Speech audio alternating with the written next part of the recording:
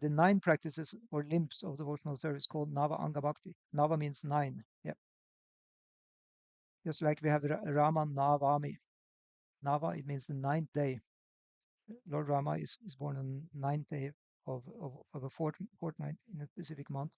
So that's why it's called Navami. So Nava means 9. So there is the 9 limbs of devotional service. So that means devotional service has limbs just like you have the body, and then you have the 9 stages of devotional service. So that can be likened to actually a staircase. So that's definitely a different concept altogether, because now we're talking about a development of actually it's a development of faith and love, which we talk about here. It's actually fully a full-fledged, fully you can say fleshed out concept, how to gradually go from being not a devotee at all to be a complete atheist even, and to go to become completely immersed in love of the Lord, as exemplified by Chaitanya Mahaprabhu, the incarnation of Krishna in the age of Kali. It's explained as Tvisa Krishnam, Tvisa Varnam, Krishna Varnam Tvisa Krishnam, Sango Pangashta Parshada Yagya. He says he comes like he doesn't have the color of Krishna, but he's Krishna Varnam. He's always chanting the whole name of the Lord on his lips.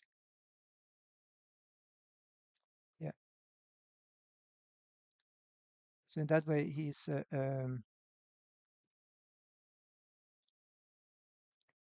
exemplifying how to be a pure devotee simply by chanting the whole name completely in ecstasy. That's actually the symptom. But to come there, we have to go through a process, and that starts with Shraddha. It says addhā. So addhā comes from the word adi, which means first. So first there is Shraddha, or faith. So what is that faith? Now this faith has been explained actually, that it's actually not just ordinary faith. It's faith in the scriptures. Yep, it's conviction uh, in the message of the Shastra. Yeah. So I'll give you one example. Say you come to a temple one day, and you sit down for the class, and then you will get faith by hearing the class, because the person who gives the class is a sadhu. That's what it said in the scriptures. You have to get the shraddha from the sadhu. So by sadhu sangha, you are getting your faith. So in similar way, you can see a video, and if you think this is very inspiring, you hear somebody talk from Bhagavad Gita, then you can get your faith there, and that is actually the beginning of the spiritual life. Yeah. So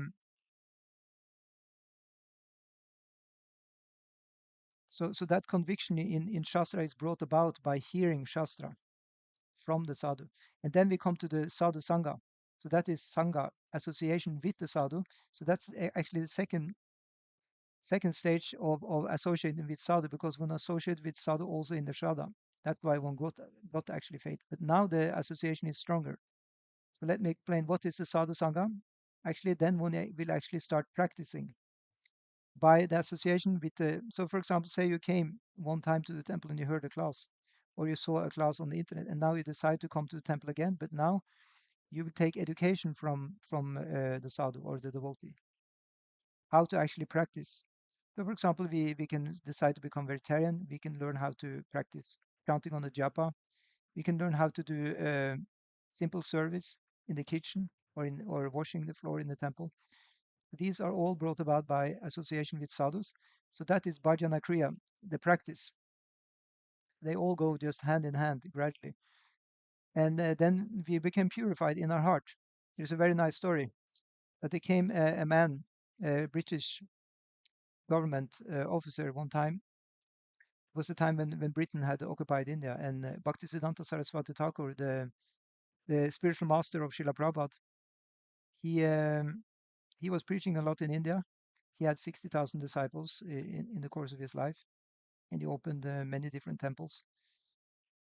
So one time, a British officer, he had wondered about, he had a burning question for a long time. So he had faith in the sadhu of Bhaktisiddhanta Saraswati Thakur. So he came to the temple where he was, and he wanted to speak with him to ask his question. However, Bhaktisiddhanta Saraswati Thakur, he was busy giving a class. So he was just asked, please just wait. And he was waiting in the pujari department, or where they are, where they were cleaning actually the paraphernalia. So the pujari asked the British officer that, please, can you help just purify, clean, the lamp which we use for offering arti. If you've seen a lamp for offering arti, sometimes it's very, very black, and especially if you haven't cleaned for a long time, very, very thoroughly, it has to be cleaned with some chemical or something. Back in the day, they clean it only with salt and what is the other thing?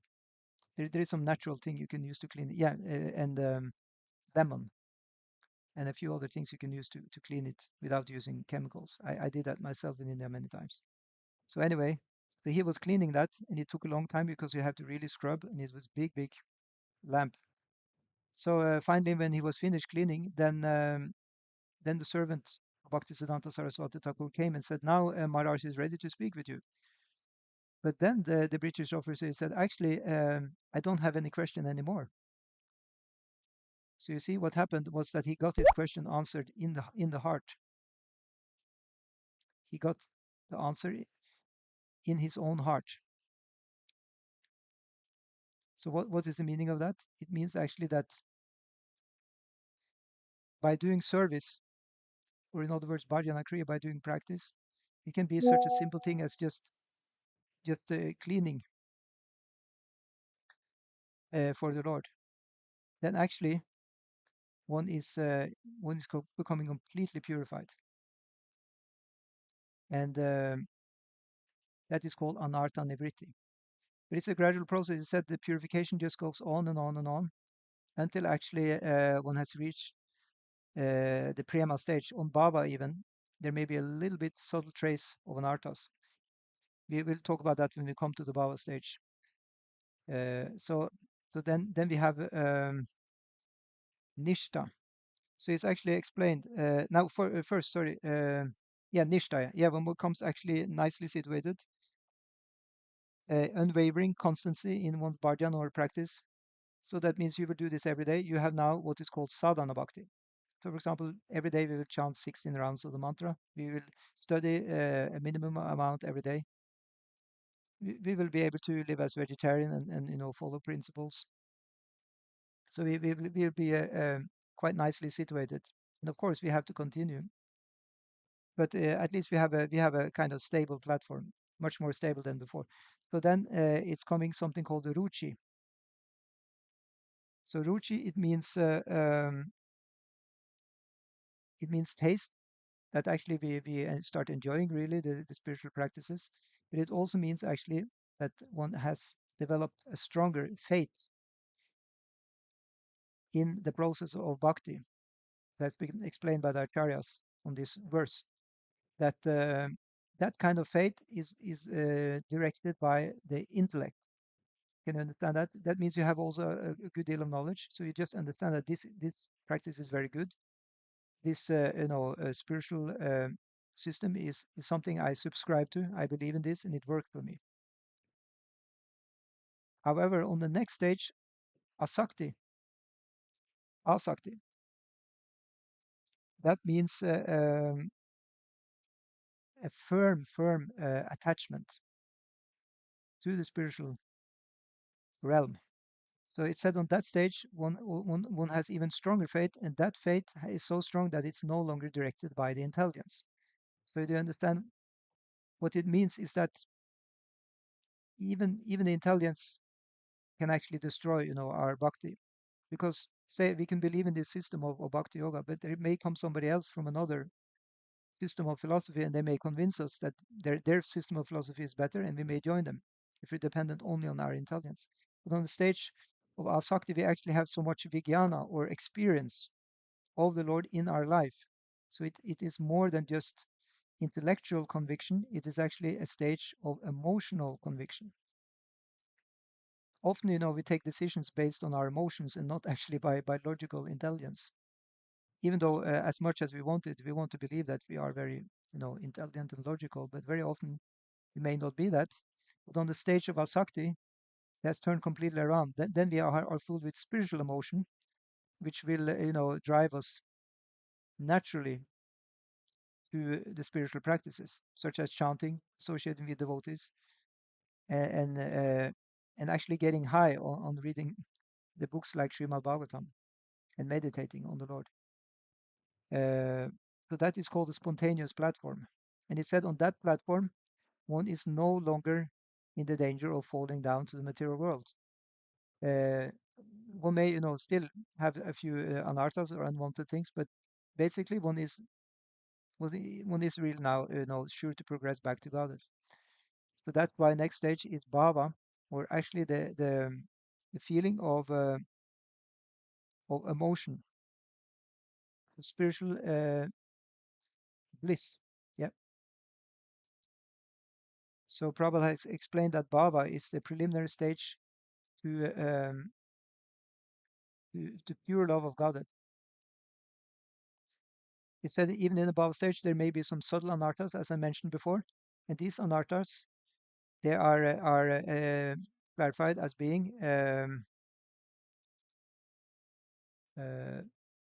the kind of pride of having a position as a devotee, that one may think I'm better than others, I have a better process than others, some or other I'm more well off in my life than others, these kind of things. But by practicing more and more, one will actually get rid of it, and one will actually become genuinely humble. Yeah, this is what we want. We want genuine humility, not artificial humility. Although that we also emulate being humble. We bow down and so on. We may not feel like bowing down.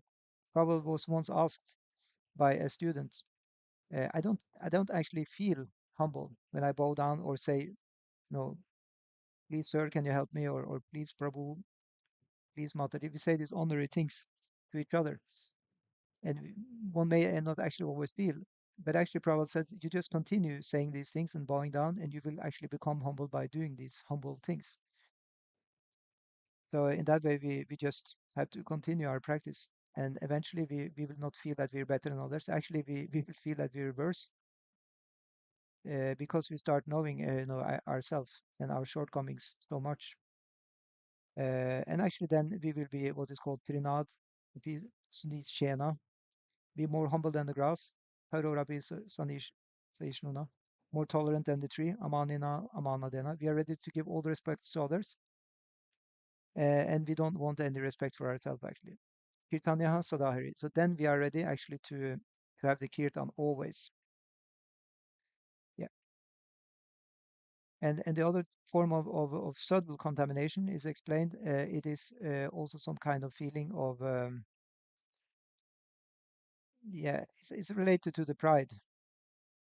One was feeling some kind of enjoyment in being, worshipped or honored by others. Yeah, things like this. But that is all going to go away.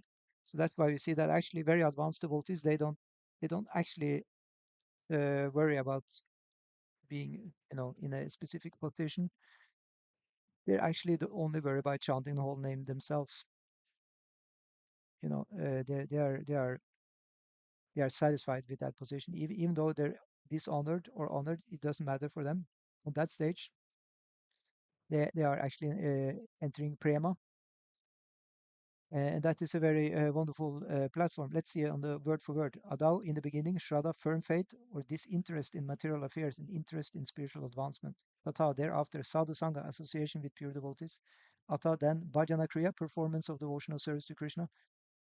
So we can see it starts actually with surrendering to the spiritual master and being encouraged by the association of devotees. So that initiation takes place.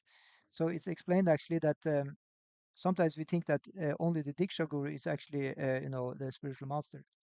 But actually, most of the verses in our books which talks about, for example, Rupa Goswami is saying,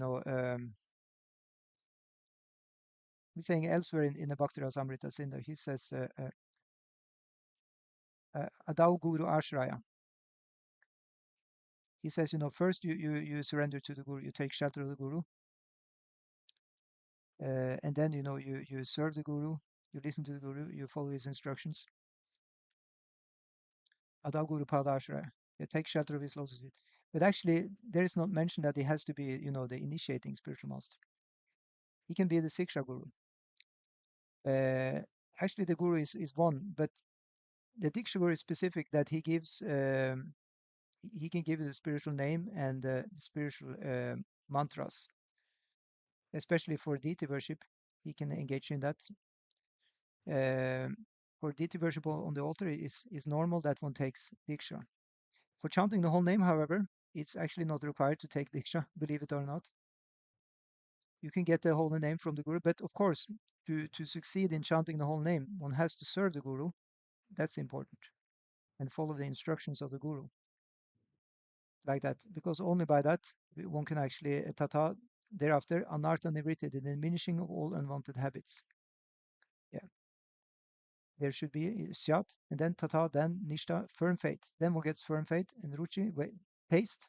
Tata thereafter ata, then asakti, attachment. Tata then bhava, emotion or affection. Tata thereafter prema, love of God. Abhyudanchati arises. It's explained that this prema is kind of arising just like the sun is rising in the morning. There's a very nice verse saying that, because sometimes we hear, devotees, or we may even think that, how can I ever become, an actual devotee? But it's explained in Chaitanya Charitamrita also that Nitya Siddha Krishna Prema Sadhya Kabunai Ateva Shuddha Chitta Karaya Udai. Actually, we are all actually, as a soul, is actually eligible to have the prema. It's actually already there, ready to be heaven. How is it realized? Śravaṇadi Sudha Chitta Karaya Udai.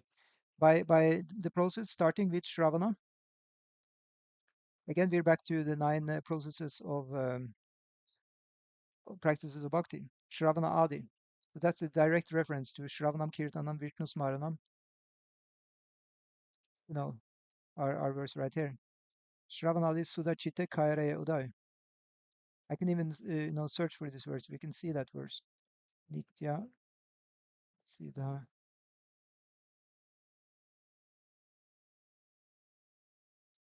Let's see if it comes up.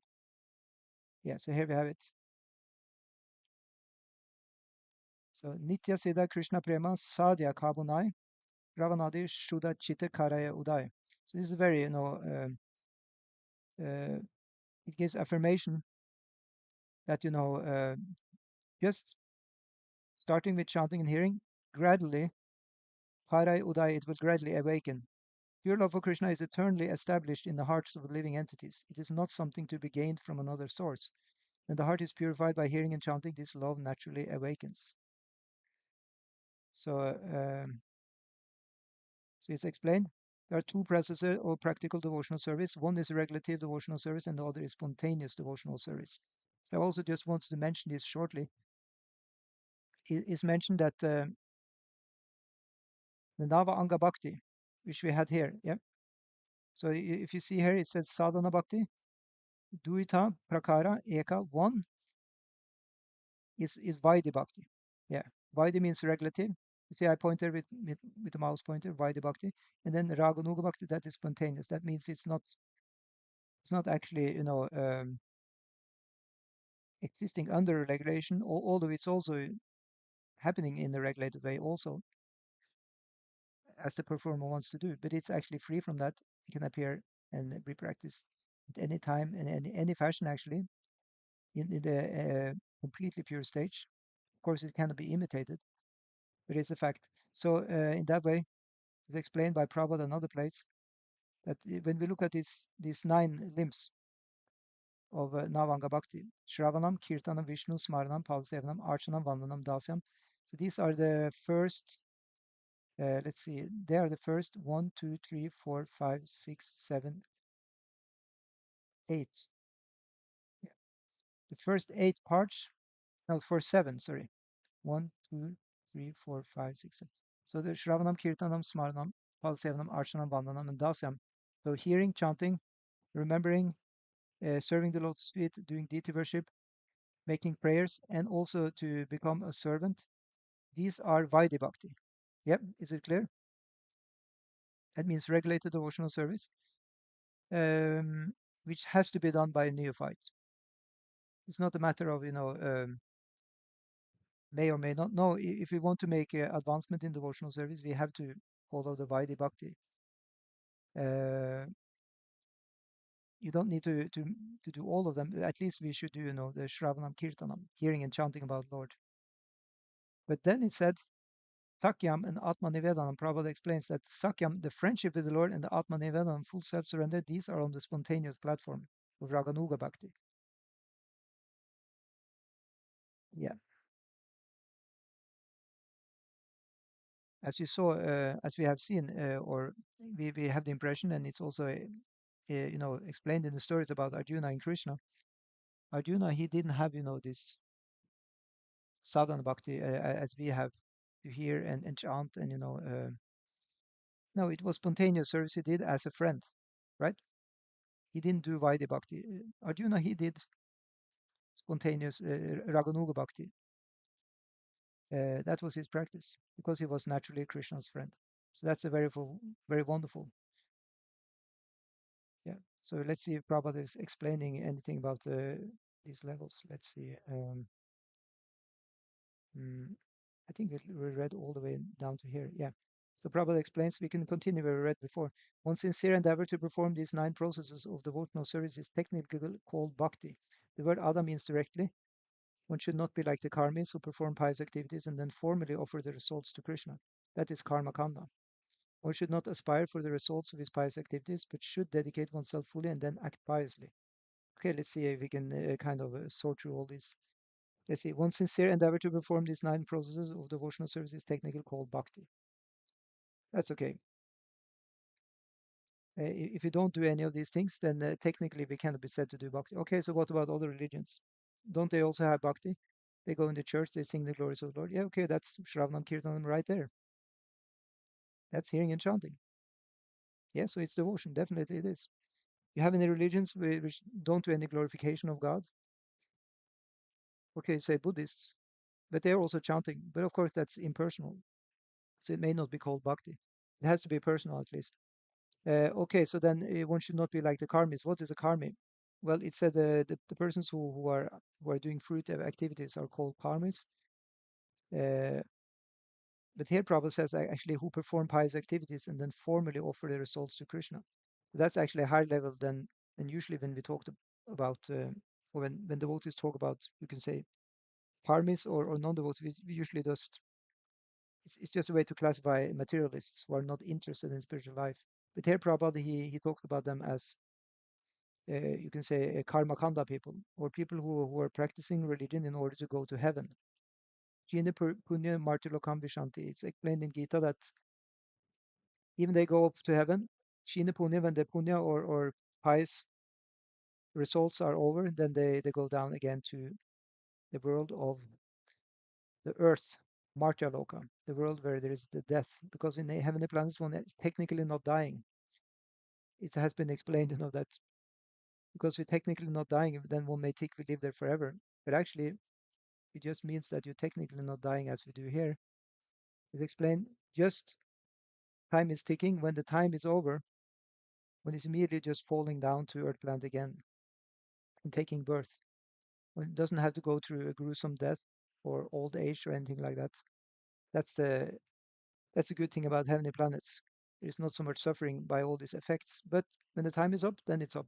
When it's going down, but one doesn't feel like actually dying as we do here. Here, dying is very terrible. In heavenly planets, it's not terrible. It's just like say you watch this YouTube video and suddenly it's over. That's all.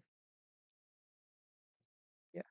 But it's not advised to do that because it's temporary. So it's not advised to use one's valuable time for karma kanda activities or just do ritualistic worship. Usually in the Vedic context, that means to do fire sacrifices like that and other rituals. It's all called, it's the Vedic way. It's very often called the Vedic practice. Yeah. So we are doing the, Gaudiya Vaishnava practice, which is primarily centered around hearing and chanting. It's centered around kirtan, actually.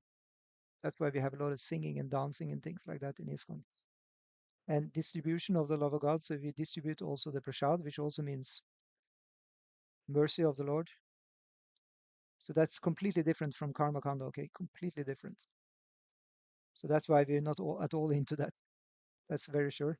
So one should not aspire for the results of his pious activities, but one should dedicate oneself fully and then act piously. In other words, one should act for the satisfaction of Lord Viṣṇu, not for the satisfaction of his own senses.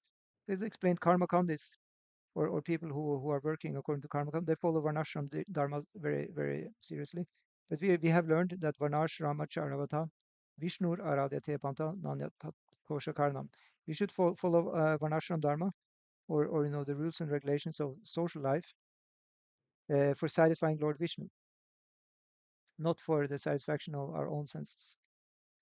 So in other words, we do that not to aspire to go to heaven or even to go to Vaikuntha. We should be completely selfless. That's the ideal Vaishnava. Yeah. Anyabhilashita shunyam jnana karmanya navritam anukulena Kṛṣṇa bhakti uttamam. I think I started mentioning that verse earlier today. That's the definition of pure devotional service. It's called uttama bhakti. Yeah. As you may have heard, there are three levels of devotees. You have the uttama-adhikari, that's the topmost, or as Prabhupada calls it, pure devotee. Has to be completely free from, yeah, without desire for material profit or gain through fruitive activities or philosophical speculation, have to serve the Supreme Lord favorably. That is called pure devotional service. Yeah, favorably. That anukul, anukul. Anukul means favorably, and pratikul means unfavorably. So that's one of the symptoms also of sharanagati, or full self-surrender. It's also called sharanagati. So the word for sharanagati goes like this: anukulasya sankalpa pratikulasya vajanam. Yeah. So it starts like that one has to accept whatever is favorable, anukul, and pratikul, what is going against, what is unfavorable, vajanam. One should actually reject that. So that ties in with this verse here. Only favorable you should accept. So that in that it's baked in that also we reject unfavorable. Because Chaitanya Mahaprabhu, for example, he said, Asat Sangatyaga e Vaishnavachara. The symptom of a Vaishnav or devotee of Lord is that he rejects the materialistic association or things. Yeah. And then Krishna Anushilanam. Yeah. So he acts as Krishna wants him to do. Krishna Anu means to follow, so he follows the mood of Krishna. Yeah. Shilanam Shilanam means kind of the nature. Yeah. If you say talk about the nature of the person, you talk about the person's shila. Yeah. For example, in relationships, it's advised one is associating with people who may be a little bit same nature, have the same interest, or actually shila also means anushila also means to be a favorable nature. Yeah. Yeah, it's a symptom of love actually also.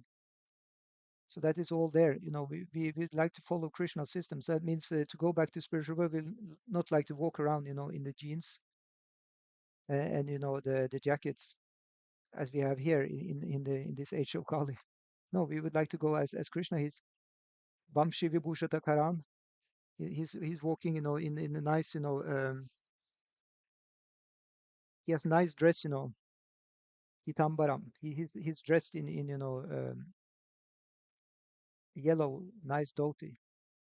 He said that Krishna has three or four, symptoms of his dress. So Krishna's dress, first of all, is famous as Pitambara, the one who wears yellow, Pita.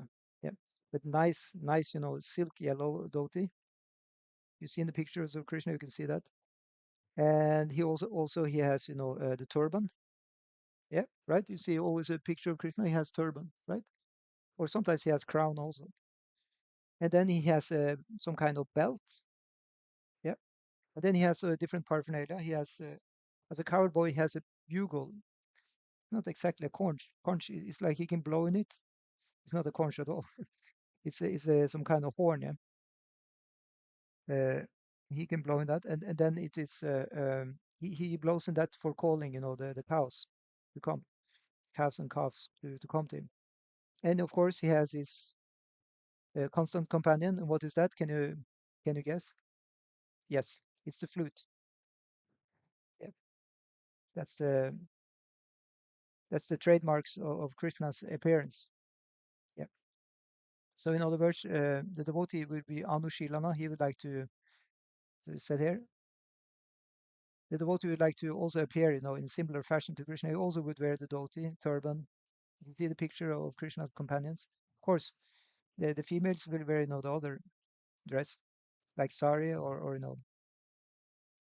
also no modern Kali Yuga fashion in the spiritual world. So in that way, the devotee will have that in the meditation. We're not saying, that you have to go around like a power boy or gopi in the here on your work. We're not saying that. In the meditation, one will prepare like that and become gradually an inhabitant of Vrindavan. That's the idea. Um, it's a process of purification of one's consciousness and of one's thought process. Yeah, it's definitely a gradual process. That's why it goes through, Shraddha, Adau Shraddha Tata, Sadhu Sangha, Anartha Nivritti, you know, um, all these stages. One definitely has to go through them in order to reach there. Uh, so all of these are affected in the consciousness of the bhakta or aspiring devotee. First, having the faith. You can go back to that one again. Since this this class is about both of the processes, which are governed by the number 9, the 9 stages of bhakti and the 9 practices of bhakti. So we just flip back and forth a little bit, so we don't forget either of them. So Adau Shraddha, that faith is, as we mentioned, is faith in the scriptures. Not any scripture, but the bhakti scriptures. Because faith in the scriptures is called Shastra, uh, uh, Shastra Shraddha, Shastriya Shraddha, like that. And it's needed because the scriptures are given by Krishna. And where else do we hear about Krishna? Please tell me. You're hearing about Krishna from the scriptures. You can say, "Oh, but I don't read them," but you're hearing. So that's that's śravaṇaṁ. It's hearing. We're not saying actually you have to read. Many people actually think it's boring to read. They rather like to hear. That's no problem at all. In the old days, the only persons who can read actually was the brahmanas. It's just a small fraction of the society. And they were reading and they were talking, and there, a lot of people were sitting listening. In the back in the day before television and before all these things. In the evening, what did they do for entertainment? They were sitting in assemblies in the villages or even towns. Now, of course, we are in India, but even back in Europe, they were listening to also the Christian gospels or things like that in the evenings because that was the life and soul of the people. And those who explained were also I mean they were very happy to speak about that and getting advancement by that in their consciousness, and those who listened also got advancement. So that's the first 2 stages of bhakti, śravaṇaṁ, kīrtanaṁ. Those who hear and those who listen, they get both advancement. Yep, śravaṇaṁ, kīrtanaṁ, viṣṇu. And then when speaking about Krishna, we're speaking not just about the whole name of Krishna. We're speaking about the form of Krishna, the qualities, paraphernalia, and pastimes of viṣṇu also. And remember these. And then we feel like serving the Lord, sweet the Lord, offering the Lord respectful worship with 16 times of paraphernalia, offering praise to the Lord, becoming a servant, considering the Lord one's best friend. And finally, we surrender everything. We surrender our words, body, mind, and so on. One has dedicated his life to the service of Krishna through these 9 methods should be understood to be the most learned person, for he has acquired complete knowledge. So that's interesting. Also in the Bhagavad Gita, it said that the 13th chapter, one of the symptoms of knowledge is humility. It's actually amanitam adam bitvam. You can look up that to know what is actually the real knowledge. It's explained it's not knowledge you get from from the academic circles. It starts with humility. Amanitvam. Let's see if we can get it up. Yeah. Now we got also some. Just go to Bhagavad Gita as it is. Yeah. Here we have the proper verse.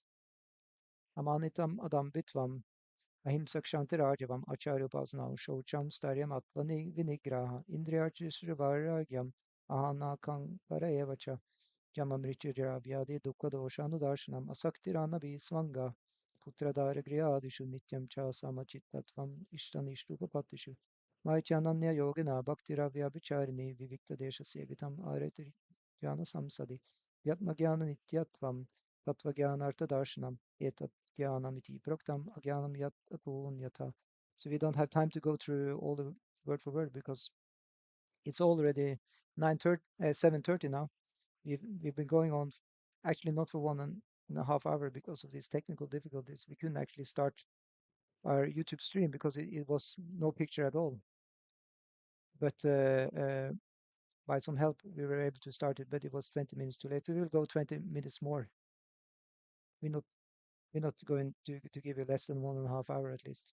So here Prabhupada explains, he has translated this verse, that humility, pridelessness, non-violence, tolerance, simplicity, approaching a bona fide spiritual master, cleanliness, steadiness, self-control, renunciation of the objects of sense gratification, absence of false ego, the perception of the evil of birth, death, old age, and disease, detachment, freedom from entanglement with children, wife, home, and the rest, even-mindedness amid pleasant and unpleasant events, constant and unalloyed devotion to me, aspiring to live in a solitary place, detachment from the general mass of people, accepting the importance of self-realization and philosophical search for the absolute truth.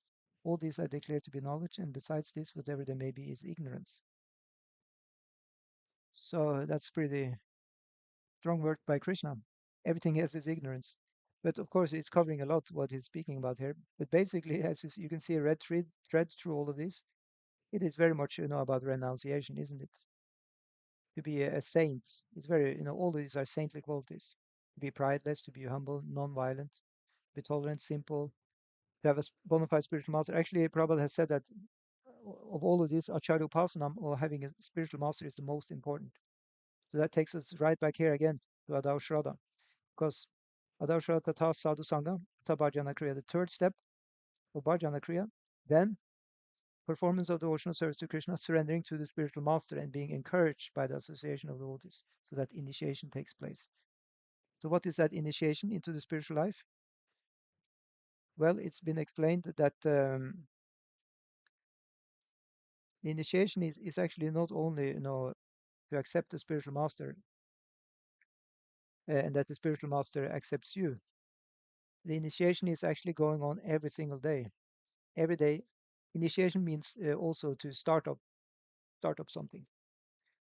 So formal initiation is there, but then one has to continue to have the initiative. Yep, initiative.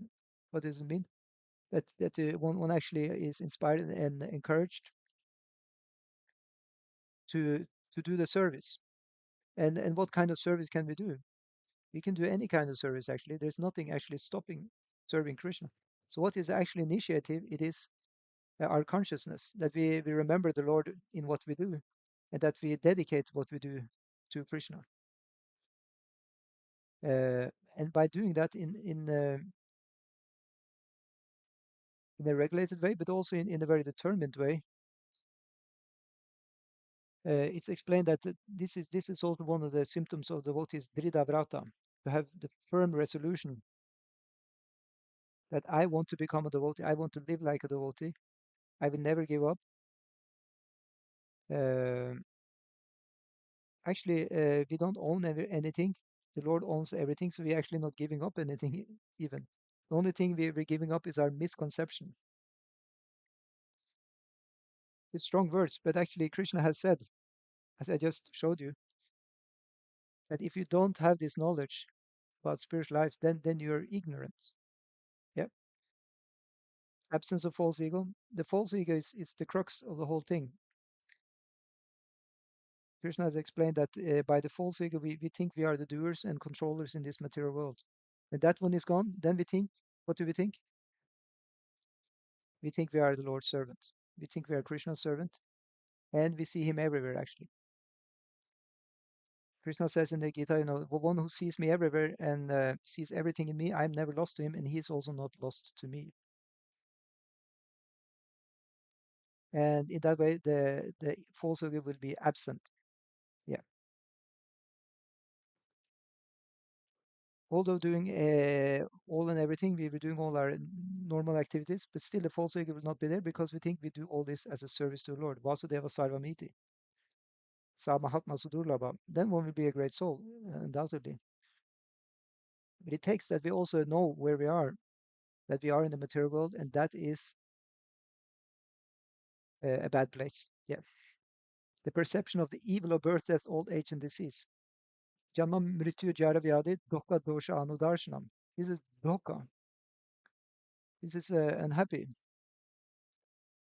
things. To die, have old age and disease, and even birth. Birth means that we didn't complete yet our spiritual life, so we again have to go back. Why it's bad? It's because the ages are progressing. So Kali Yuga just become worse and more trouble is given us as a human being or even animal species. Everybody's suffering more because of the process of time. Yeah. Kalavasmi Lokakshaya Krit Pravrita.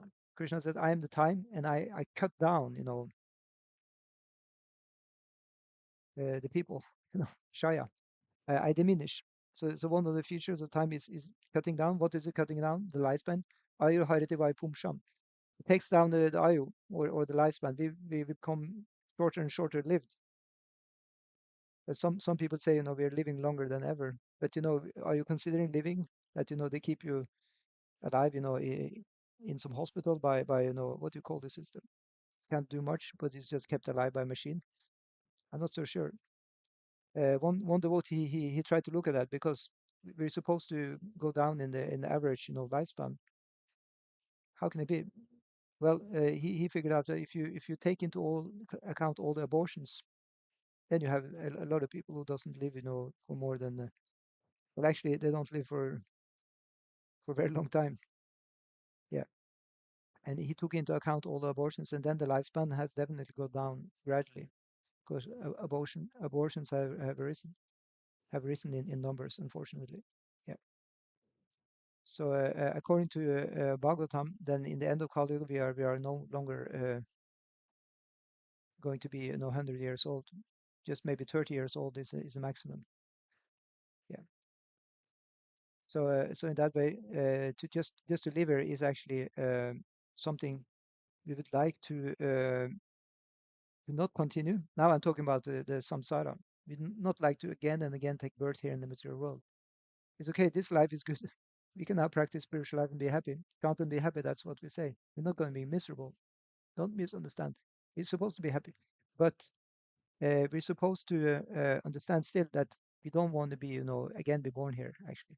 And if you do, then we should want to be born as devotees. Then, actually, there's a little contradiction because Chaitanya Mahaprabhu in his Shikshashtaka, he actually said that Ketu Darpana Marjanam, Baba Mahadavagni Nirvapanam, Kriya Kairava Chandrika Vitharanam, Vijayavadu Jivanam, uh, says that this process of chanting Hare Krishna is cleaning the heart very much. Uh, Na Janmani Janmani Ishvara Bhavatam Bhakti Rahai Kitvaya. He says in this Shikshastaka or prayer he had of 8 verses. Janmani Janmani Ishvara. You can give me repeated verse in this. Actually, Chaitanya Mahaprabhu says. because you are my Ishvara. Just let me have the relationship that you are my Lord, and let me remember to serve you. Then you can give me, repeated version that as long as I can serve you as my Lord. So in the ecstasy of prema, then actually one may actually forget about the evil, of being in the material world, because one is actually not in the material world, one is in the spiritual world. And even Vishwanath Chakravarti Thakur has explained in one of his commentaries that the Bauma Lila, or the Lila of Krishna in the material world, is more relishable for the devotees than his Lila, in eternal Gokul, like that. So that's why devotees, they may want to come back again and again to the material world to serve Chaitanya Mahaprabhu in his mission in the Sankirtan Yaga, because that Krishna's Lila for the Kali Yuga. Yeah. So there is a lot of enjoyment in the Sankirtan Lila of Chaitanya Mahaprabhu, in joining him in chanting Hare Krishna mantra, in preaching and spreading the pleasure of spiritual life amidst, you can say, a horrible life for many. If they take to the chanting whole name, they actually would be liberated and happy. Hare Krishna, Krishna Krishna, Hare Hare, Hare Rama, Rama Rama, Hare. Because all these troubles are actually just due to the false ego and the ignorance given by the false ego. Um, it said that the false ego in the beginning of creation, it was in contact with the mode of ignorance, and from that, from the contact of false ego with mode of ignorance, it created all the material elements. And then the false ego including the body, and then the false ego in contact with mode of passion created the senses and the intelligence to govern the senses, and then the false ego in contact with the mode of goodness created the mind. So if the mind can then be turned to chanting the whole name of the Lord, remembering the Lord, hearing about the Lord, doing service and so on, then the mind will be again in the Shuddha Sattva, in the pure goodness, and then it will actually not produce any more material bodies. But if it produces another material body, our mind, then it will produce a material body which is of a devotee. So it can still chant here in the material world. So either we have to take another birth because we would like to still have some way to go to become siddhas. It said the devotee can be in two categories: sadhaka, practicing devotee, or siddha, actually what Prabhupada called the pure devotee. So until we are becoming to the siddha stage, we are still sadhakas, and we may need to practice another life. But then even the siddha devotees, they may even still choose to come back to the spiritual world just to help Chaitanya Mahaprabhu in his mission of spreading the whole name, and to preach and help people go back to Godhead. Yeah. So in other words, one part of knowledge is detachment. Yeah. So needless to say, a siddha or a perfected devotee who goes back to this material world to preach and is detached, from whatever troubles are here, that's really detachment. And that detachment can come about by being absorbed in the mellows of devotional service.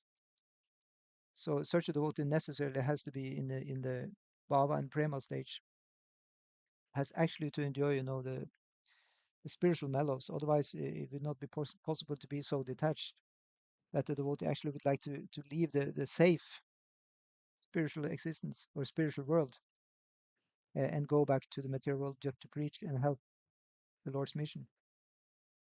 Actually, it said that the pure devotee doesn't actually leave the spiritual world, because the pure devotee is actually entering the material world in the Lord's Lila chakra. Yeah, that's the explanation.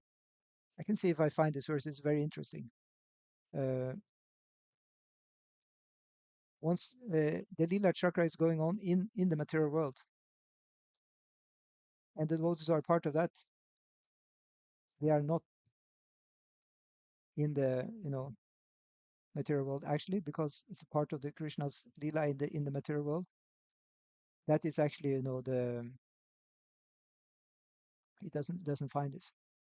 Uh, let's see how to have to write it in a different way. I may not be able to find, but it's written one place. I think it's in Chaitanya Charitamrita.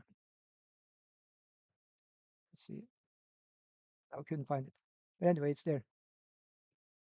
So there's explained that you can be in two chakras, you can be in two circles of life. One is the samsara chakra, the circle of repeated birth and death.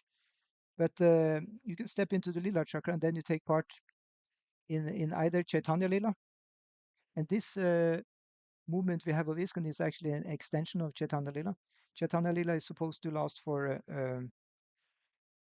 it started 500 years ago and it's supposed to altogether be lasting for 10,000 years. And inside that time, the devotees are serving Chaitanya Mahaprabhu and can thus be saved from uh, suffering material life. They can still be in the spiritual life in that service. Yeah. So that's definitely higher knowledge, which is giving actually happiness to the devotees. So they like to be here and they get higher taste. Rasavajram rasopyasa param drishtva nivartate. They're seeing the higher, so they are able to give up the lower kind of enjoyment. Yeah. So let's see. Being without association, anabhisvanga. So the pure devotees are without association with materialists, as we already explained. They may we may speak and give knowledge and even learn from people, but to take association is another thing. That means we're taking the mood of the people. That we don't want to do. Yeah. And here it says, to be without association for son, wife, home, etc. Well, you see, this is also easily to be misunderstood. It doesn't mean, a devotee now, he's not interested, in having to do with his family members like that. No, it means to not think that this is the all in all. Because if we do, just try and understand this, okay?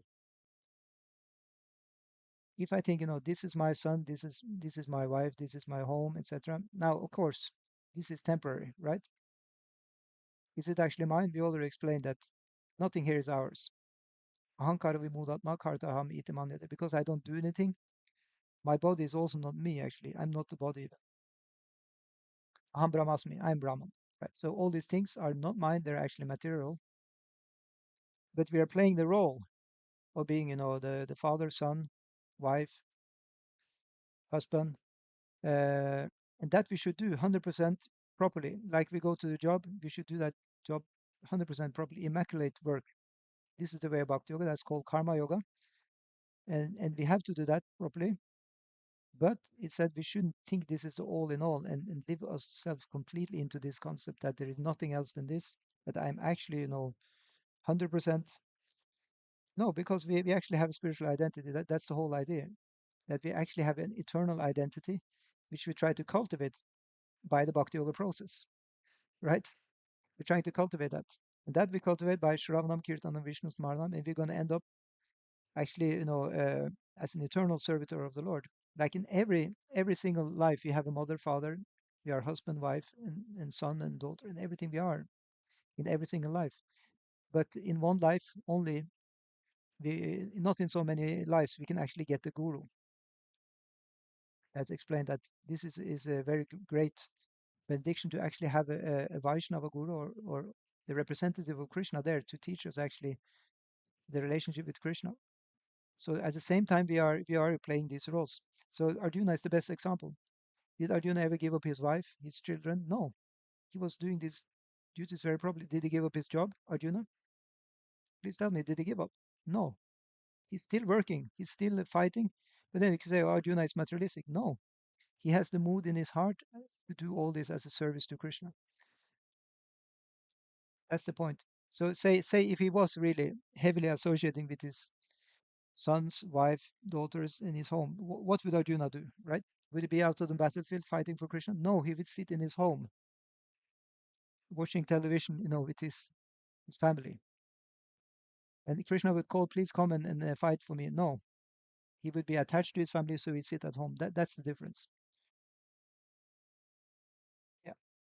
So and then it said nityam cha samachitadvam. He's constant, having the equilibrium. So don't get me wrong. Actually, Arjuna, he took care of his family.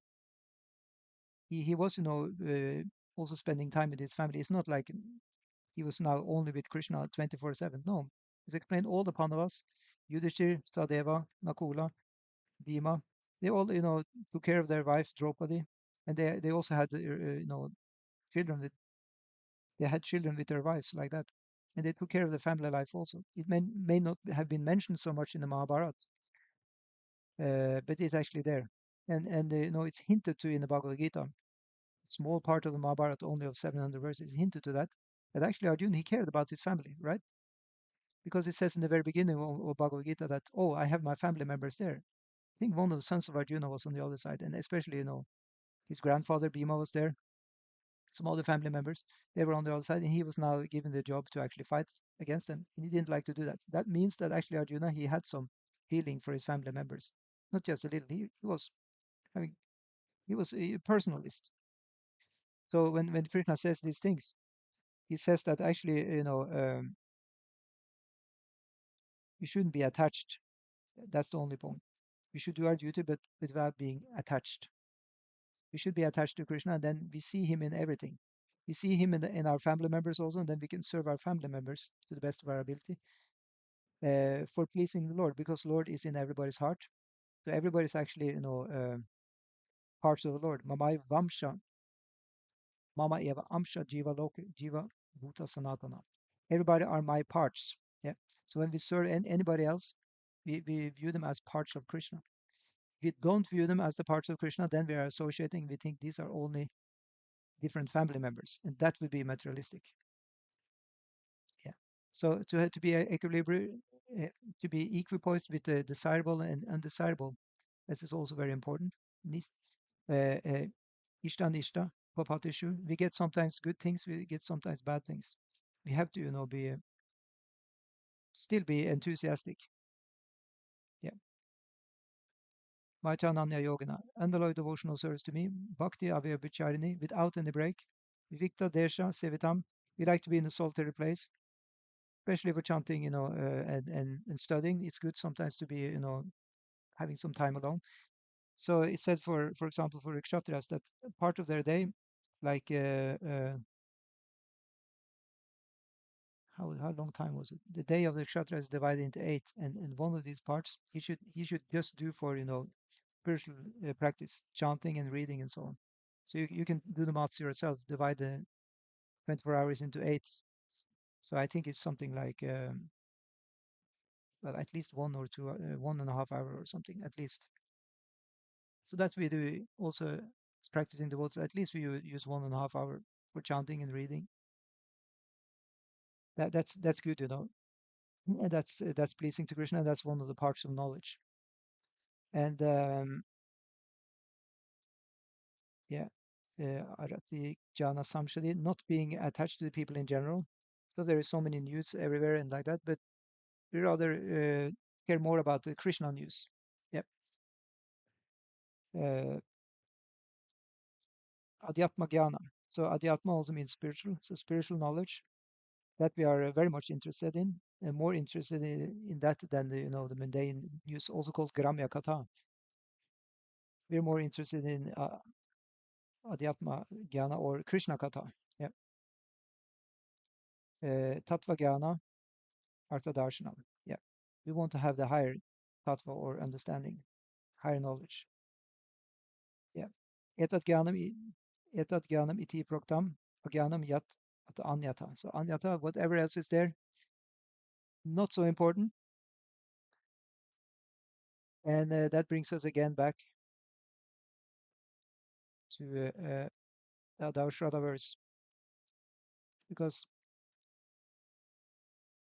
we're having faith, we're having the sadhu sangha, we're doing the spiritual practice, bhajana kriya, we're doing the anartha, and we're getting rid of unwanted things. And here in that Bhagavad Gita verse we saw, in the 13th chapter, there Krishna is asking us to get rid of a lot of unwanted things, and it's all just in our mind actually. Usually it's usually not physical. It's not like Krishna is asking you to throw out your television or throw out your sofa set. No, It's only internal. Just not be attached to that. You can have a sofa, you can have TV, you can have everything, but to be attached to it, that's what Krishna doesn't want us to be. Because what does it mean?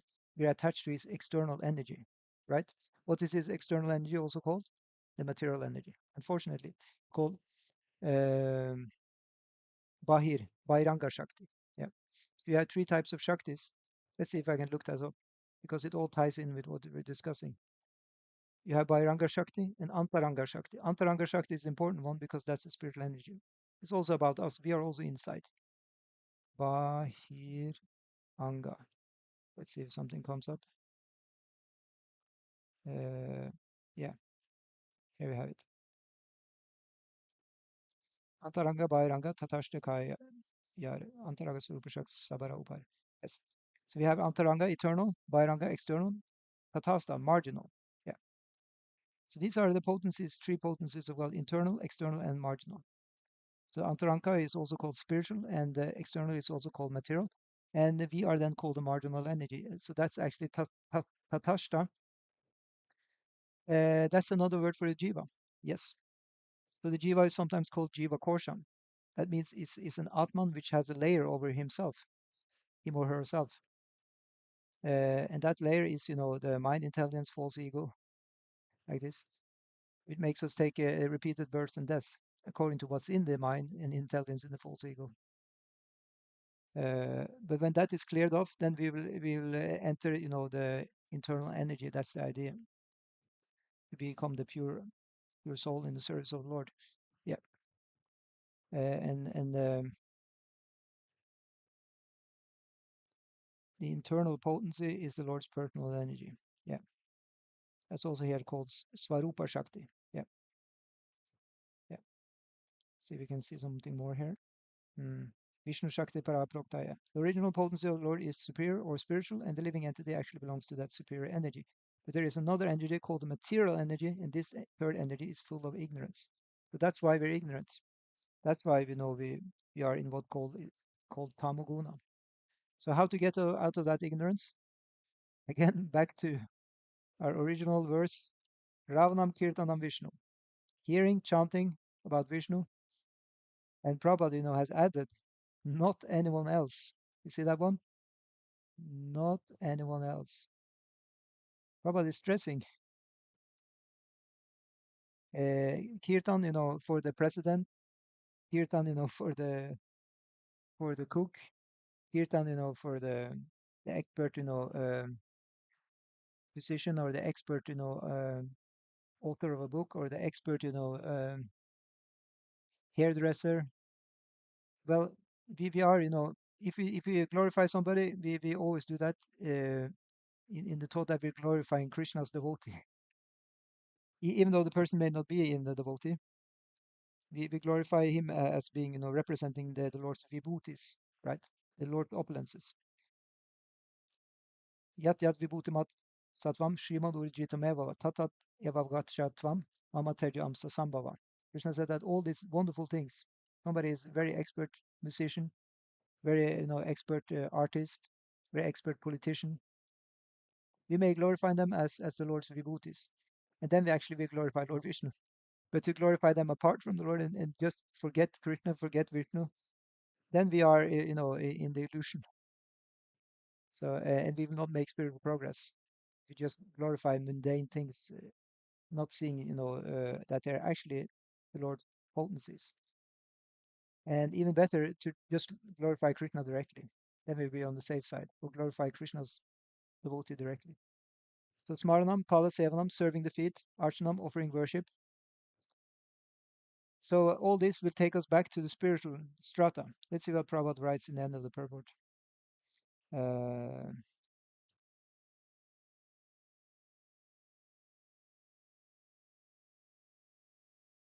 yeah, the Gopal Tapani Upanishad says that the word bhakti means engagement in the devotional service of the Supreme Personality of Godhead, not of anyone else.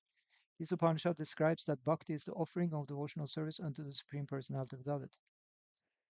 Yeah, this is the only probably one of very few Upanishads which speaks directly about Radha and Krishna and the spiritual world and everything. Most other Upanishads are not like that. So that's why it's very popular for Vaishnavas, this specific Upanishad. So this Upanishad describes that bhakti is the offering of devotional service unto the Supreme Personality of Godhead. So in other words, it's an activity. It's not sitting idle. We actually do something. Yep. To perform devotional service, one should be relieved of the bodily conception of life. So there we're back to that one. To be in the external energy of the Lord, then we have the bodily conception of life in full. As a Tatashta Shakti, we're in between the material and the spiritual life, actually. So going to the spiritual life, it will get us over to the Antaranga Shakti, or the spiritual potency. And in there, we can actually go through the stages of Shraddha to Prema. Yep. So that's Prabhupada says, to perform devotional service, one should be relieved of the bodily conception of life and aspirations to be happy through elevation to the higher planetary systems. That was mentioned as karma kanda by Prabhupada elsewhere. This kind of mechanical system that we want to go to heaven by punya, or pious activities. That has been totally condemned in the Bhagavad Gita, where Krishna says, Abrahma bhuvana loke punarvachino Arjuna. Even you do karma kanda and you go all the way up to Brahma Loka, the highest planet in the whole universe. You're actually going to go down again after that. Punya marcher lakam vishanti. When the punya is finished, you again go back. So in other words, it's a temporary system. We're actually not aspiring to go to heaven. We who are trying to be Vaishnavas, heaven is not, really a big deal for us. We're not, let's just say it like that. We're not interested in going to heaven, okay? We want to go to Kṛṣṇa, to Vrindavan, yeah, and do service. Heaven sounds very often like a place where you can rest and relax and have a good vacation. That may, be very well and good, but actually it's also temporary. So better, spend our hard-earned time and money to actually, cultivate a real deal which is giving eternal benefit. How, how amazing, it may hear. At least the Shastras are giving, assurance that there is actually something that is eternal, and that is our own self as the Atman. And also Krishna is eternal. His name is eternal, his form is eternal, and his leelas are also eternal. If you buy into that, if you actually believe that and practice that, then we have what is called Radha. Yeah. And then we can do work performed, as Prabhupada says, in other words, work performed simply for the satisfaction of the Supreme Lord without any desire for material benefits is called bhakti. Bhakti is also called nishkarma, or freedom from the results of fruitive activity. Bhakti and nishkarma on the same platform, although devotional service and fruitive activity appears almost the same. What is Prabhupada saying here? Nishkarma, what is that? That means to not have any karmic reaction. Yeah, you have karma and you have akarma. So actually, no, wait a minute. Karma and vikarma. In Bhagavad Gita, it's called vikarma, the sinful activities, which gives us bad results. So vikarma, in other words, it gives us papa, yeah, sinful reactions. No, then we suffer or go to hell like that. Uh, that means we will not following any rules. Then we will have bad reactions. We will have papa, or sinful reactions, called vikarma. If you do karma in that connection in Bhagavad Gita, when Krishna is discussing these concepts, then that type of karma is actually fruitive activities which are pious, which are going in the flow of karma kanda. So it means to do activities following the Vedic system for going to heavenly planets. Yeah. But bhakti is in that connection called nishkarma, because it's actually not karma at all. It's not creating good karma. It's not creating bad karma. It's not creating punya. It's also not creating papa. What is it creating? Bhakti creates bhakti, right? It creates shraddha. It creates faith, and then that faith is growing and growing and becomes, all the different 9 stages, and ends up in prema, the fruit of bhakti shraddha, or shastriya shraddha. One needs to have the faith in the scriptures to do that, because scriptures are giving the information that we are indeed eternal. Mamai vamsa jiva loka jiva bhuta sanatana. The jiva is sanatana, or eternal. So that's why we do something called Sanatan Dharma. We're not doing, a temporary Dharma. We're supposed to do Sanatan Dharma. That means eternal duties. Yeah. So that all Sanatan Dharma activities are niskarma, nishkarma. Yeah. Nish means, like nirvana. Not. It's not karma. In Bhagavad Gita, it's called akarma also. In that verse where Krishna talks about akarma, vikarma, and karma. So vikarma means sinful activities, which gives bad karmic effects. Karma there is the same as punya, which gives good karmic effects. And akarma there means the same as nishkarma, or not giving any karmic effects at all. But actually, that's it makes actually the situation ready for the devotee that after he leaves his body, he doesn't need to have another body. Because why do you need a body? Why do you need a material body? Please tell me. You only need a material body to enjoy your good karma or suffer your bad karma. Okay? If you don't have any good karma and you don't have any bad karma, do you need a material body? Please answer me. No, you don't. You don't need a material body. If you don't have good karma, you don't need a material body. If you don't have bad karma, you don't need a material body. In other words, the real strong process of bhakti is supposed to burn up all the karmas. Karmani nirdahati hintucha bhakti yogam. Explained by Lord Brahma himself in the Brahma Samhita. The process of bhakti is actually burning up all the karma, both the good and the bad karma. Yeah. So in that way, it ties in with the verse we saw from Bhagavad Gita. One of the parts of knowledge is to understand dukkha dosha anudarshanam, to understand the dosha or the faults and all the problems coming from janma mrityu jara vyadi. To take repeated birth and death is dosha. It's faulty because it's only on the Ferris wheel of good and bad karma, just circulating all the time, making good things, enjoying the good result, making bad things, enjoying the bad results, and it's just creating eternal bodies.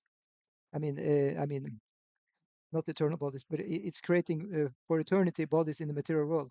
Sorry, that's what I meant. It's just going on eternally to have another body, another body, another body.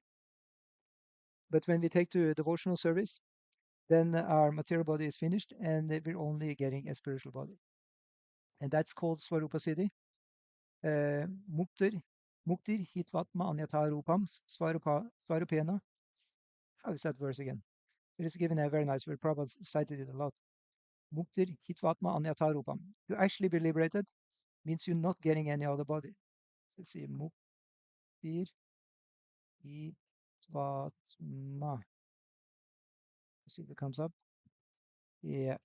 Muktir Hitvatma Anyatha Rupam Svarupena. Yeah. But what is the verse?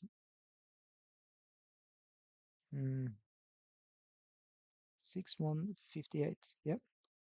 So you can write that. 6158. Please bear me while I find the verse.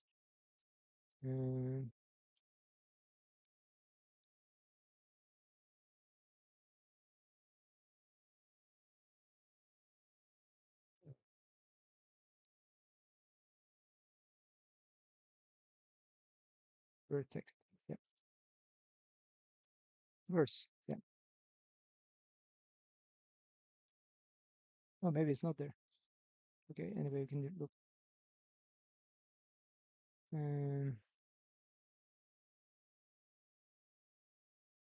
Yeah, we didn't find the verse there. Anyway, the verse is there in Bhagavatam. Let's see if we can find it again.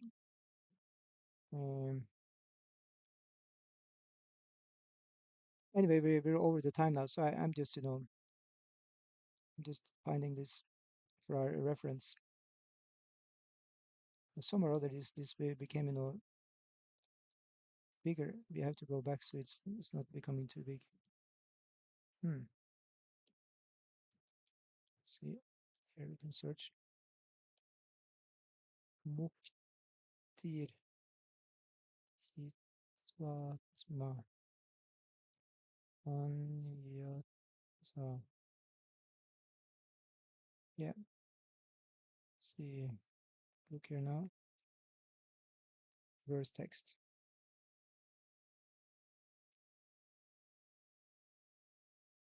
Yeah, okay, 2:10:6. Yeah, yeah. Yeah, there we have actually the verse which Prabhupada quoted a lot of times. He only quoted the last part of that verse. It says, we can take the whole verse. Nirodho Vyanushāyanam ātmana sa shaktibihi muktirhitvan yatha rupam varupena vyavastiti. Nirodha, the winding up of the cosmic manifestation, Asya, of his, Anushāyanam, the lying down of the Purusha incarnation, Mahavishnu in mystic slumber, Atmana, of the living entities, Ta, along with Shakti, with energies, Mukti, liberation, Hitva, giving up, Anyatha, otherwise, Rupam, form, Svarupena, in constitutional form, Vyavastiti, permanent situation. So the merging of the living entity along with his conditional living tendency with the mystic lying down of the Mahavishnu is called the winding up of the cosmic manifestation. Liberation is the permanent situation of the form of the living entity after it gives up the changeable gross and subtle material bodies. So what is a gross body? That is our stula sharira, in other words, the body made of earth, water, fire, air, and ether. And what is a subtle material body? That is the antakarana body made of, or subtle, you can say linga sharira, as it's also called, made of mind, intelligence, and false ego. Yeah. So both are given up. And Prabhupada is saying, as we have discussed several times, there are two types of living entities. Most of them are ever liberated or nitya muktas, while some of them are ever conditioned. The ever conditioned souls are apt to develop a mentality of lording over the material nature, and therefore the material cosmic creation is manifested to give the ever conditioned souls two kinds of facilities. One facility is that the conditioned soul can act according to his tendency to lord it over the cosmic manifestation, and the other facility gives the conditioned soul a chance to come back to God. Did you hear that? This is very significant. Please pay attention. One facility is that the conditioned soul can act according to his tendency to lord it over the cosmic manifestation. So that's one of the facilities here in the material world, that we can actually act. Prabhupada has written another place that it's the tendency to do fruitive activities. Yeah. So it means one wants to do something and then enjoy the result. Yeah. So we're making say to say it in a funny way. Say you buy some different fruits. You buy bananas, strawberries, some yogurt, and you buy maybe some cherries or something and some dates, and you make all very nice fruit salad of that. But you make it only to enjoy the result for yourself, not offering it in love to the Lord, or maybe even your friends. Just take it. Uh, well, if our life is like that, then we live a life of fruitive activities. But if you take the same fruits, we buy them, and we're still doing the exactly same thing. We make a very nice fruit salad, but then we offer it to the deity of the Lord, of Kṛṣṇa, standing there beautifully playing the flute together with his consort Srimati Radharani, and we offer now the nice fruit salad to them, and they are enjoying this, and they're mostly enjoying actually our loving behavior towards them. If you just offer this fruit salad as a matter of routine without any love, then it will be so about our bhakti, right? Yat karoshi yadashnashi, you know, tat karoshi mat arpanam. Whatever you eat, whatever you do that as an offering to me. Yeah, mat arpana, do it as a dedication to me. Yat karoshi, whatever you do and whatever you eat. So whatever we eat, we should offer to the Lord. That Kṛṣṇa says in the Bhagavad Gita. And he says somebody who doesn't do that, what is that? Bhukti stena eva hisa. Yeah. Then he's eating only sin. So then you can of course say, but hey, wait a minute. I I don't feel like offering to the Lord. Of course, I don't want to be implicated in sin and this and that. But I don't actually have any loving moods or nothing. Then we say no problem. Just do it. Still, whatever you cook, whatever you eat, just in your mind, or even better physically, just put it on a plate for the Lord. Say the Hare Krishna mantra, offer to the Lord. But then you can say, oh, but this is like but okay, why are you watching this lecture? Why are you at all interested in this? It means you have a little seed of bhakti there. So just continue, continue expanding that. This is our whole process. We're just expanding every little we have. We may not have much. We don't have nothing really, but we still just follow, and we know that it's growing. Our relationship with the Lord is definitely growing by doing all these things. Because we're getting help. Actually, the bhakti, is given to us by our guru, and as a seed, Guru Krishna Prasada Pai Bhakti Lata Bir. We may not have any bhakti at all. That's okay. But we're given that seed of bhakti from the guru, and by watering that seed, just like you water a plant, by hearing, chanting, offering your food to Lord, by doing all these activities, and gradually the love for Krishna will grow more and more. And by that plant of bhakti, is explained in Chaitanya Charitamrita, it will penetrate. Actually, we may even find that verse. That would be nice to read, actually. If Lord is merciful on us, we can actually find it in the system. Let's write Bhakti Lata Beach. Okay. Guru Krishna Kripaya Paya Bhakti Lata Beach. Yes, by Guru and Krishna's mercy, we are getting the Bhakti Lata Beach. Let's see. So it should be in the Chaitanya Charitamrita. Bhakti Lata means the seed of devotional service. Yeah, this is very good. Actually, it appears many places. Let's look at the first one. Oh, that's only said in the purport. Let's see if we can get it in. Oh, I want to have it in the purport. Verse, yeah. Sorry. Hmm.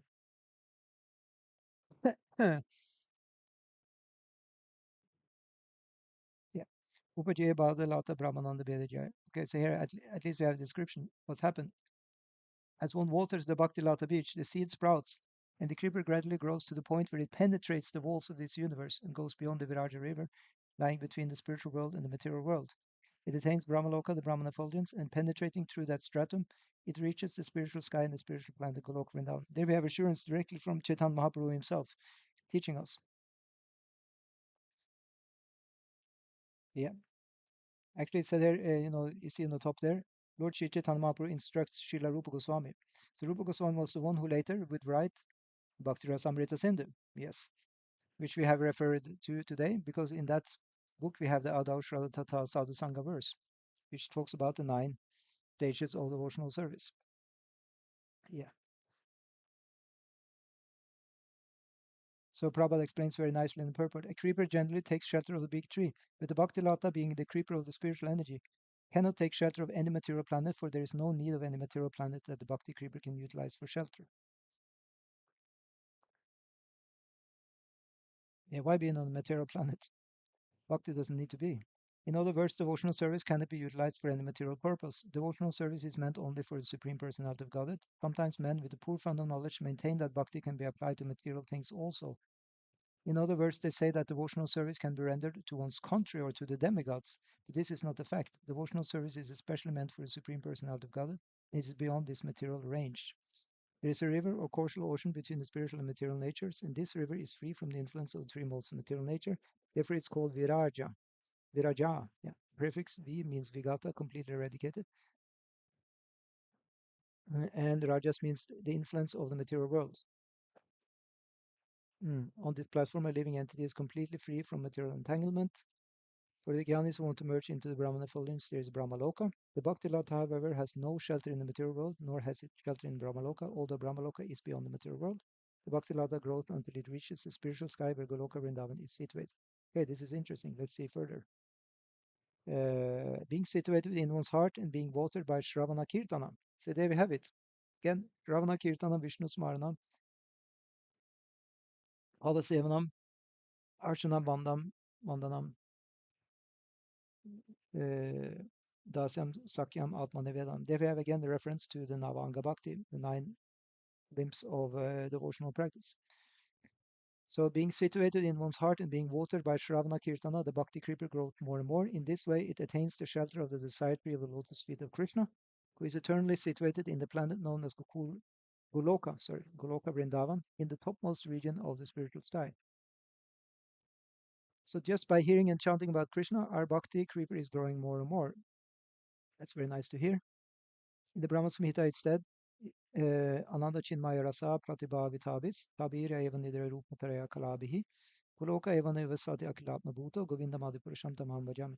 I worship Govinda, the primeval Lord. He resides in his own realm, Goloka, with Radha, who resembles his own spiritual figure and who embodies the ecstatic potency, Ladini. Their companions are her confidants. What kind of word is that? Confidantes. Yeah, confidential servants, I guess it means. Who embody extensions of her bodily form and who are imbued and permeated with ever blissful spiritual rasa. In the spiritual world, the Supreme Personality of Godhead Krishna has expanded himself by his spiritual potency. He has his eternal form of bliss and knowledge, Satchidananda Vigraha.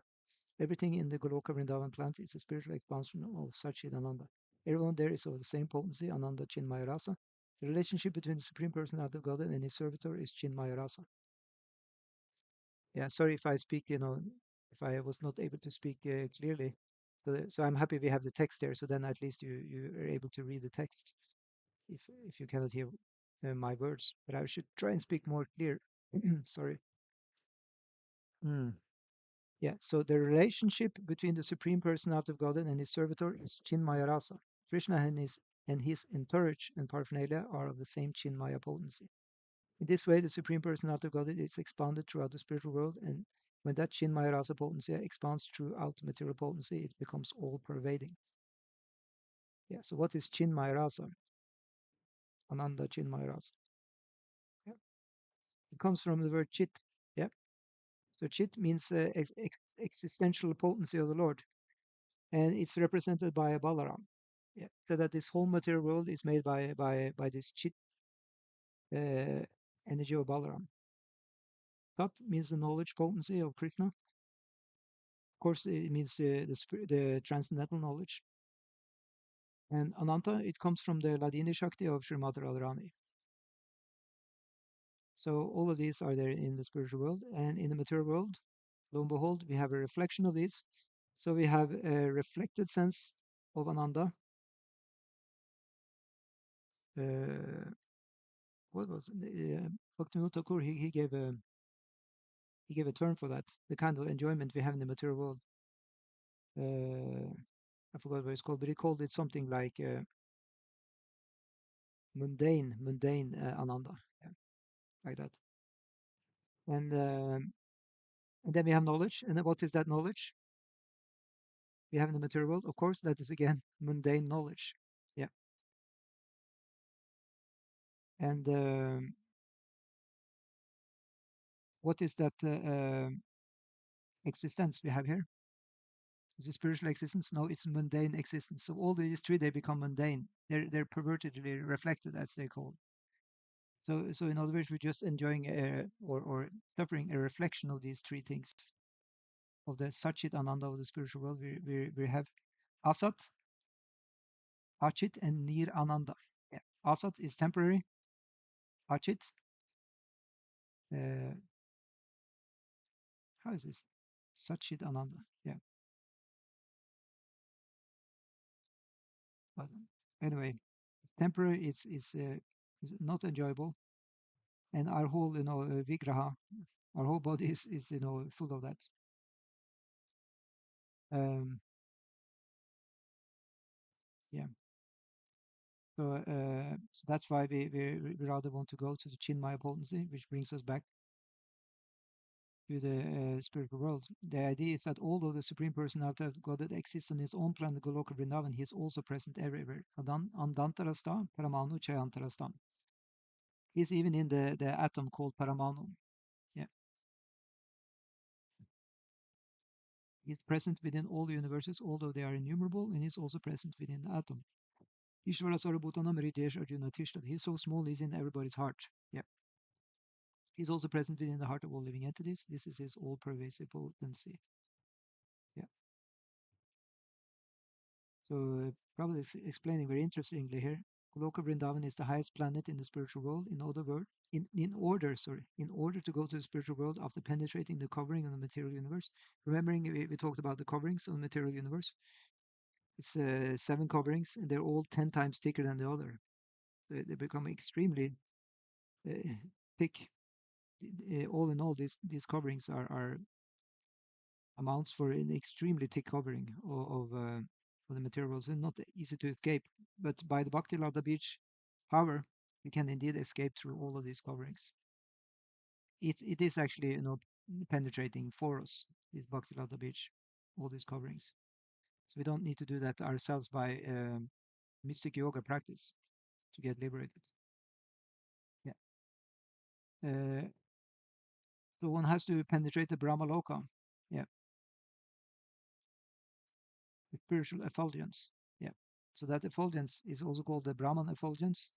That is a light. So it's explained in the, you can say, topography or map of the spiritual world. Somebody made, some devotees made one time, this map. Maybe you've seen it. It's a map of the material world, and you can see the spiritual world is there, and it's all encompassed by light all around. The spiritual world is like an open lotus flower, but it's all light around, and the water is also around that. So one has to penetrate, that light and cross the river, Viraj River, to come over to the other side. Yeah. Then one can come to the Goloka Vrindavan planet.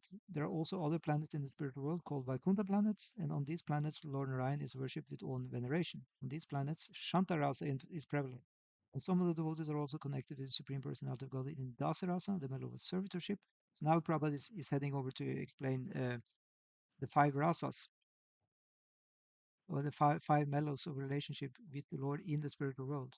The first, he mentioned, and the second also, the mellow of servitorship. And then, as far as the mellow of fraternity is concerned, in Vaikuntha, this rasa is represented by Gaurava Sakya, friendship in own veneration.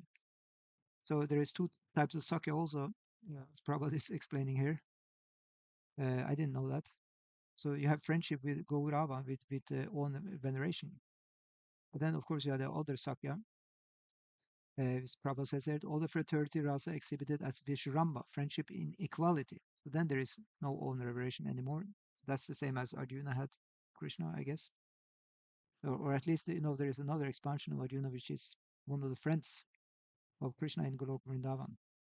So at least that Arjuna there in Goloka Vrindavan, he is having a viṣṇaṁ Sakya. Yeah. Above that is service to Lord in Vatsalya rasa, parental love. So who has that? Yeah, it's Nanda and Yashoda, the mother and father of Krishna, and also all the others who are older than Krishna. They have that also Vatsalya rasa. They feel motherly and fatherly affection to Krishna, who is then the young boy, and they are, old men and women.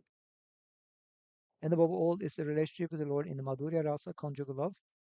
These five rasas are fully exhibited in the spiritual world in one's relationship with the Lord. Therefore, in the spiritual world, the bhakti creeper finds its resting place at the lotus feet of Krishna. So again, how do we get there? Addhā Shraddha. First, we need to have faith, then sadhu sangha, association with the devotees. Yeah, in the beginning, there must be faith. Then one becomes interested in associating with pure devotees. Thereafter, one is initiated by the spiritual master. What was that one? And executed. That is, taking either siksha or diksha, or even better, both of them. And then execute the regulative principles under his order. So all of these, taking the initiation and doing the regulatory principles, sadhana bhakti, under the guidance of spiritual master, are called uh, what is the name of that? Bhajana Kriya, yeah, or bhajan, yeah. One's personal bhajan or practice of devotional service has to be done under the guidance of the spiritual master. This one is freed from all unwanted habits. So what was that one called? Anartha nivritti. Yeah. Anartha, it means unwanted things, and nivritti means the extinction of that. And one becomes firmly fixed in devotional service. What was that one called? Nishta. Thereafter, one develops taste and attachment. What was taste called? Ruchi. Yes, and attachment was called asakti. As I explained, that first taste, it means one has actually developed the faith so strongly, but the faith is still directed by one's intellect.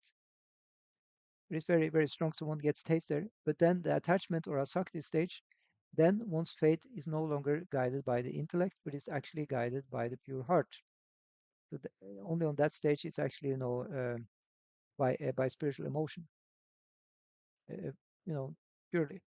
So this is the way of sadhana bhakti, the execution of the devotional service according to the regulative principles.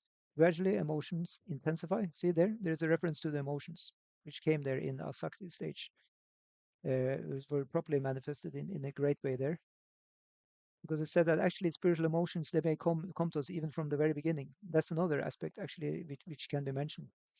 Um, in the Bhakti Rasamrita Sindhu, there Rupa Goswami is mentioning that sometimes devotees or very neophyte people, even non-devotees, they may join the kirtan and dance. You can see, there is videos of people when we have 17th of May in Norway, the national day. We have a big kirtan there, and people from the public who may not be devotees, they join and dance. So that is called as the kind of glimpses, reflective glimpses of the pure bhakti, which is given by the Lord just by taking part. We can get these reflections, although we may not be steadily on that platform, but the reflections can come. This is very auspicious, and from there one can be very enthusiastic to continue to practice. So reflections of these emotions can actually be manifested even from very early stage. But to actually have them and intensify them, one has to be on the stage higher than that. One has to develop taste and attachment. Yeah. So then gradually emotions intensify, and finally there is an awakening of love. What was that called? Yeah, emotions intensify, that's called bhava, and then awakening of love is called prema. This is a gradual development of love of Godhead for the devotee interested in Krishna consciousness. So we'll stop there. Thank you so much. So at least now we have we would not disappoint you, I hope, regarding the time view for this, because we have been going for 2 hours now, and hopefully next time also we can do. So thank you so much, Hare Krishna, and let us all practice Bhakti Yoga according to the regulative principles and the guidance of the spiritual master.